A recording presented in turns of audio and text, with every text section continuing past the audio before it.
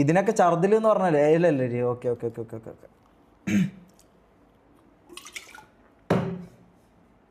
Let's leave guys, let's go.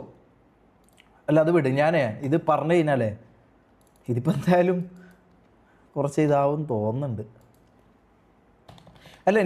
ഇപ്പം ഞാൻ പറഞ്ഞല്ലോ, ഈ എംആർസിനെ പറഞ്ഞു കഴിഞ്ഞാൽ എനിക്ക് അങ്ങനെ എന്തായാലും ചുമ്മാ ഇരിക്കാൻ പറ്റൂല. അതിപ്പോൾ ആരായാലും ശരി, ഈഗിളായാലും ശരി, ആരായാലും ശരി, എംആർസിനെ കുറ്റം പറയുമ്പം എനിക്ക് പൊള്ളു. ഞാൻ അവിടെ ഉള്ള ആളാണ്, ഞാൻ അവിടുന്ന് വന്ന ആളാണ്.